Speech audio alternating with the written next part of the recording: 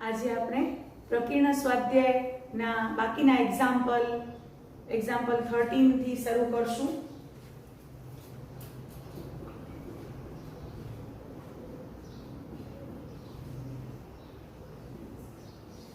Example 13 ની રકમ છે x is not equal to 5 તથા star A p of x એટલે કે પાવર સેટ ઓફ x એટલે x ના ઘાત ગણ પરની દ્વિક્રિયા છે, જ્યાં સ્ટાર એટલે કે દ્વિક્રિયા star p of x cross p of x થી p of x પરની છે.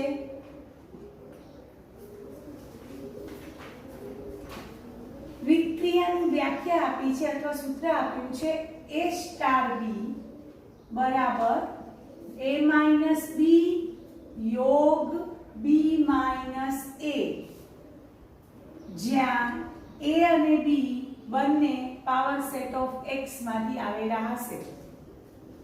તો સ્ટારનો તટસ્થ ઘટક phi છે તેમ સાબિત કરો. એટલે કે સ્ટારનો તટસ્થ ઘટક આપણે શોધશું, જે phi બતાવશું, તથા p of x ના તમામ ઘટક એ વ્યસ્ત સંપન્ન છે તેમ સાબિત કરશું. તેમ સાબિત કરો તથા a ઇન્વર્સ બરાબર a.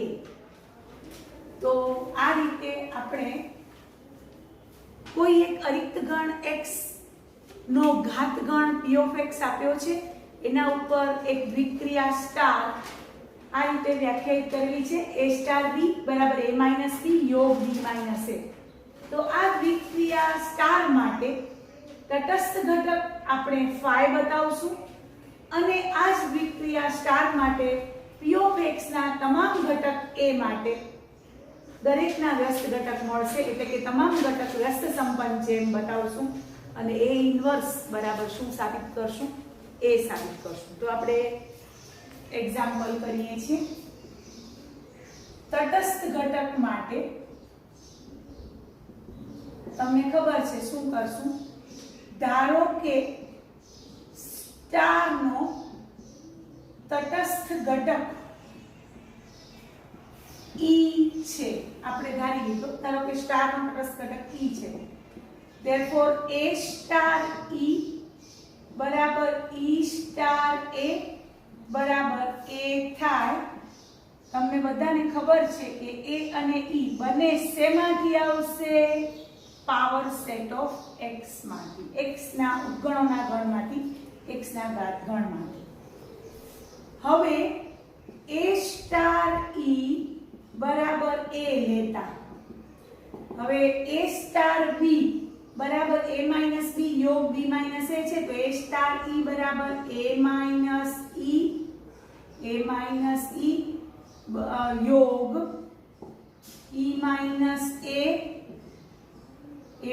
a યોગ e માઈનસ a બરાબર a. હવે આ પરિણામ નંબર 1 ક્યારે સાચું પડે? a માઈનસ e યોગ e માઈનસ a બરાબર a થાય ત્યારે e કેવો હોવો જોઈએ?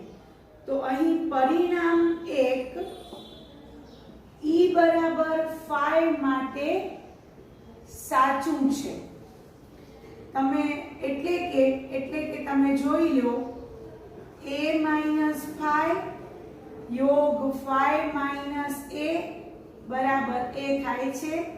ચેક કરો, a માઈનસ 5 એટલે a, કારણ કે a મોટો ગણ છે, 5 નાનો ગણ છે, a માઈનસ 5 એટલે a થશે. યોગ 5 માઈનસ a એટલે 5 માં એક ઘટક જ નથી, માંથી a કાઢી નાખો એટલે 5 જ રહેશે અને a યોગ 5 એટલે a થાય છે. therefore આપણે કહી શકીએ કે સ્ટાર નો તટસ્થ ઘટક E બરાબર ફાઈ મળે છે. અને આ તટસ્થ ઘટકની ચકાસણી પણ તમે કરી શકો છો.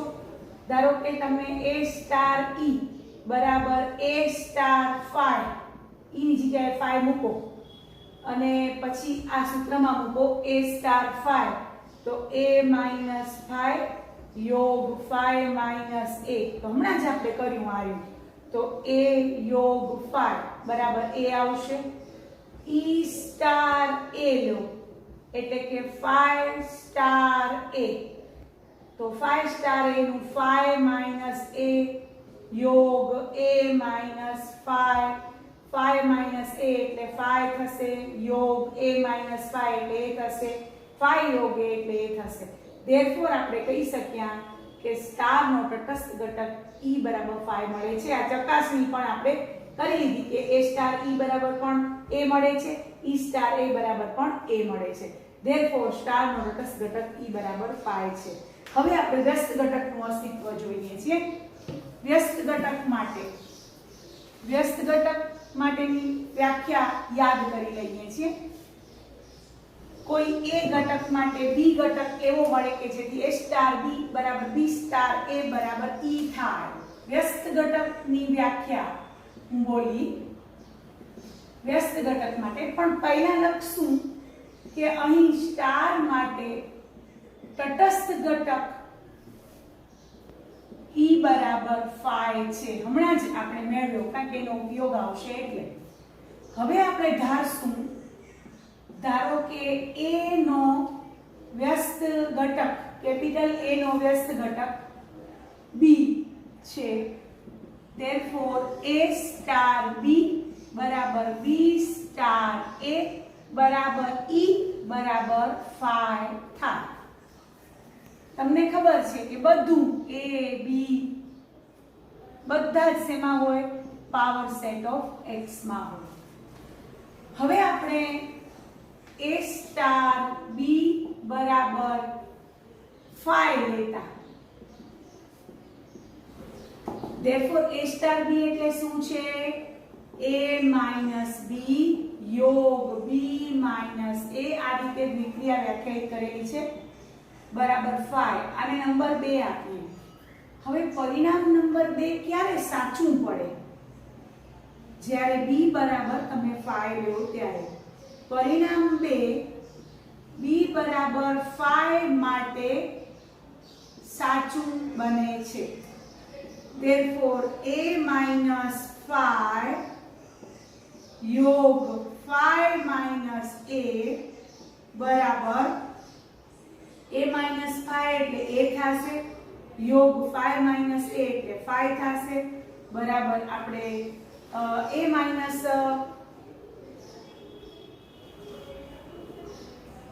B બરાબર પરિણામ નંબર B બરાબર A લેતા, 5 ની પણ 5 તો આપણે લઈ આવવાનું છે. A બરાબર A minus B યોગ B minus A બરાબર 5. આ પરિણામ નંબર 2 ક્યારે સાચું પડશે? જ્યારે B બરાબર A લેશું. 5 તો આપણે લઈ આવવાનો છે આન્સર, તો B બરાબર A લેશું તો જો A minus A યોગ A minus A, B ની જગ્યાએ A લીધો બરોબર, A તો પડ્યો જ છે. તો તમને ખબર છે A minus A એટલે 5, A minus A એટલે 5, 5 યોગ 5 એટલે 5 મળે છે. therefore આપણે શું કહી શક્યા? therefore આપણે A સ્ટાર B બરાબર A સ્ટાર A, B બરાબર આપણે શું મળ્યો? A મળ્યો, B બરાબર A. હવે એ આપણે ચકાસીએ કે B બરાબર A એ વ્યસ્ત ઘટક માટે સાચું છે કે નહીં. વ્યસ્ત ઘટક A નો વ્યસ્ત ઘટક B પોતે જ A મળે છે. A નો વ્યસ્ત ઘટક B બરાબર A એટલે પોતે જ ઘટક મળે છે. તો એ ચકાસીએ તો A સ્ટાર A એટલે A minus A, A star A એટલે A minus A યોગ A minus A એટલે 5 યોગ 5 બરાબર 5 મળે છે. વળી B સ્ટાર A, B જગ્યાએ તમે A મૂકો, B બરાબર A જે આપણો આવ્યો એની ચકાસણી કરીએ છીએ. તો વળી A સ્ટાર A જ આવ્યો તો એ તમને ખબર છે A minus A યોગ A minus A બરાબર phi યોગ phi બરાબર phi મળે છે. therefore આપણે કહી શકીએ therefore b બરાબર a નો વ્યસ્ત ઘટક છે. therefore p of x ના પ્રત્યેક ઘટક a નો વ્યસ્ત ઘટક મળે છે. therefore p of x ના પ્રત્યેક ઘટક a વ્યસ્ત સંપન્ન છે. કારણ કે બધાના વ્યસ્ત ઘટક મળે છે એટલે p of x ના પ્રત્યેક ઘટક a વ્યસ્ત સંપન્ન છે. અને therefore તમે કહી શકો કે a નો વ્યસ્ત ઘટક a ઇન્વર્સ બરાબર b આપણે જે b ધાર્યો તો એ જ છે. therefore a નો વ્યસ્ત ઘટક a જ મળે છે. a નો વ્યસ્ત ઘટક a પોતે જ મળે છે. તો આ રીતે આપણે તટસ્થ ઘટક અને વ્યસ્ત ઘટક એક્ઝામ્પલ નંબર 13 માં કર્યો. હવે એક્ઝામ્પલ નંબર 14 માં જઈએ છીએ. એક્ઝામ્પલ નંબર 14 આપ્યો છે પ્રકીર્ણ સ્વાધ્યાયનો 14મો દાખલો.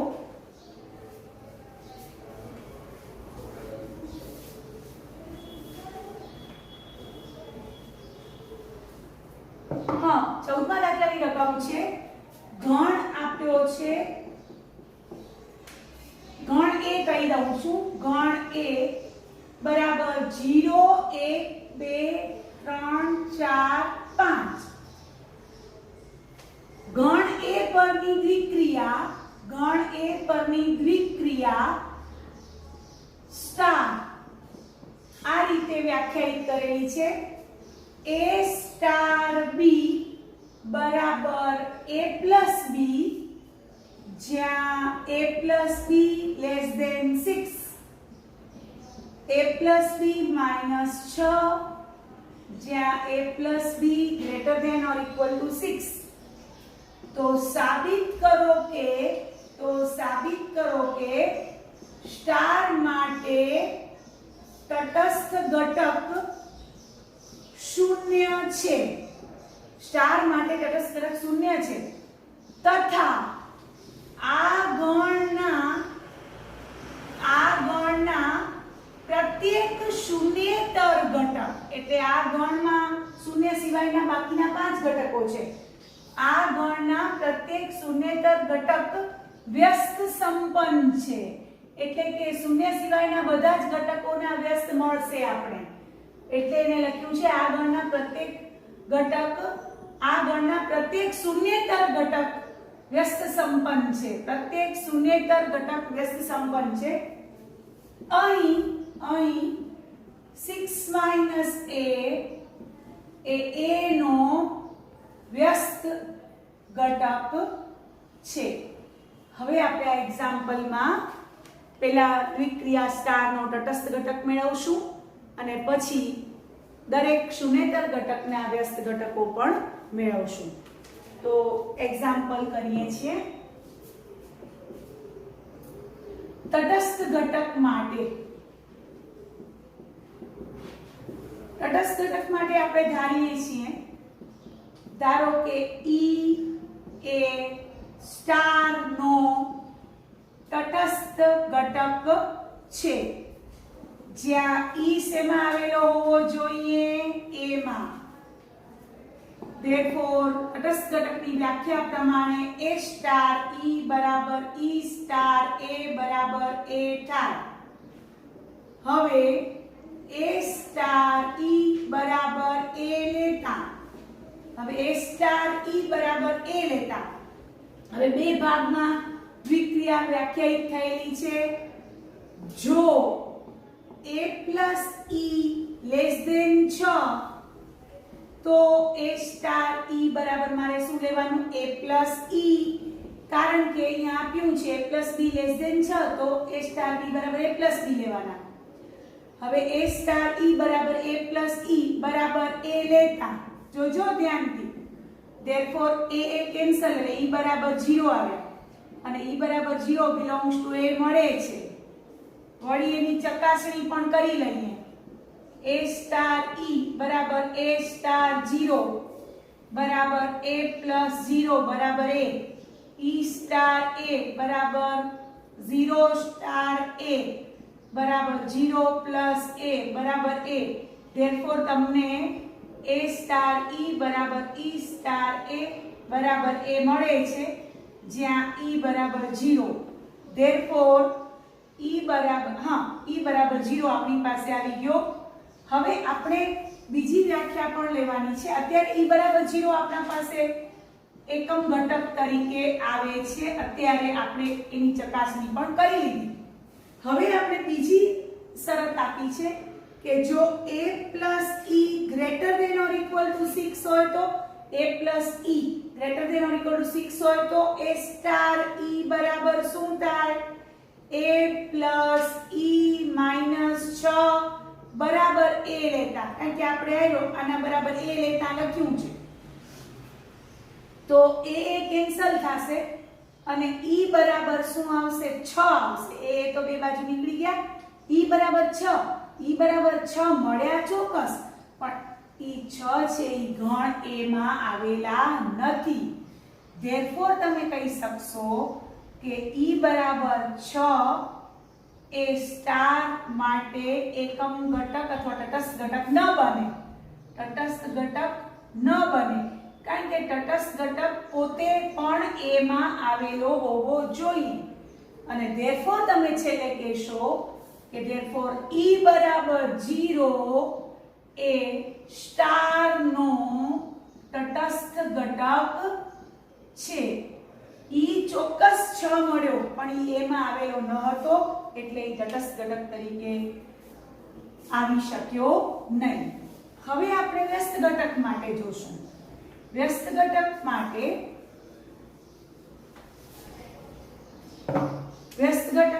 પણ બે વિક્રિયાના બે પાર્ટ પાડશું. વ્યસ્ત ઘટક માટે તો સૌથી પહેલા સ્ટાર નો તટસ્થ ઘટક e લઈ લેવાનો, કારણ કે આપણે ખબર છે એના વગર આગળ વધાશે નહીં. સ્ટાર નો તટસ્થ ઘટક e બરાબર 0 છે. હવે ધારો કે b નો a નો વ્યસ્ત ઘટક b છે તેમ લેતા, એટલે શું થશે? a સ્ટાર b બરાબર b સ્ટાર a બરાબર e બરાબર 0 થાય. હવે a સ્ટાર b બરાબર 0 લેતા હવે વળી બે કેસ લેવા પડશે આપણે. જો a plus b less than 6 હશે તો a star b આયરું a plus b less than 6 હશે તો a સ્ટાર b બરાબર a plus b બરાબર 0. therefore b બરાબર minus a આવ્યા. હવે b બરાબર minus a આવ્યા.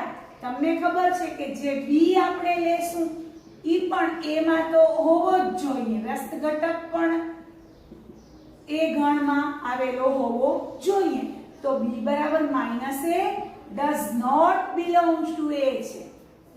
therefore અહીંયા આપણે આ વ્યાખ્યા માટે a plus b less than 6 માટે b બરાબર minus a does not belongs to a મળે છે. therefore સ્ટાર માટે વ્યસ્ત ઘટક ન મળે જ્યાં a plus b less than 6.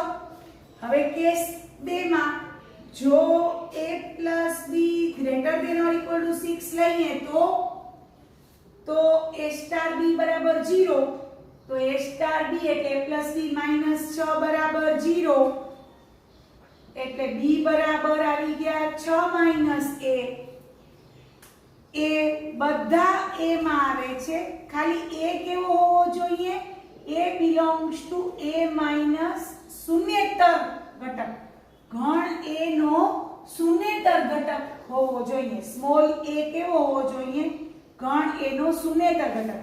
શૂન્ય લેશો ને તો b બરાબર 6 આવશે, તો b બરાબર 6 a માં આવેલો નથી. એટલે શૂન્યેતર ઘટક હશે તો થશે therefore belongs to a મળે છે b બરાબર 6 માઈનસ a. હવે આપણે ચકાસણી કરશું a સ્ટાર b બરાબર a સ્ટાર b એટલે આપણો શું આવ્યો છે 6 માઈનસ a. હવે આ એનું સૂત્ર એમાં મૂકશું a plus 6 minus a minus 6 બરાબર 0. b સ્ટાર a b એટલે 6 માઈનસ a સ્ટાર a એટલે 6 minus a plus a minus 6 બરાબર 0. therefore a plus b greater than or equal to 6 માટે b બરાબર 6 માઈનસ a જ્યાં a belongs to capital A minus 0 a small a નો વ્યસ્ત છે. therefore a ના બધા જ શૂન્યેતર ઘટક સ્મોલ a માટે તેનો વ્યસ્ત ઘટક b બરાબર 6 માઈનસ a મળે છે. b બરાબર 6 માઈનસ a મળે છે. therefore a ના બધા જ શૂન્યેતર ઘટકો વ્યસ્ત સંપન્ન છે અને therefore a ઇન્વર્સ બરાબર 6 માઈનસ a. તો આ રીતે આપણે એક્ઝામ્પલ નંબર 14 કર્યો. હવે આપણે 15મા દાખલામાં જઈએ છીએ. Example number 15.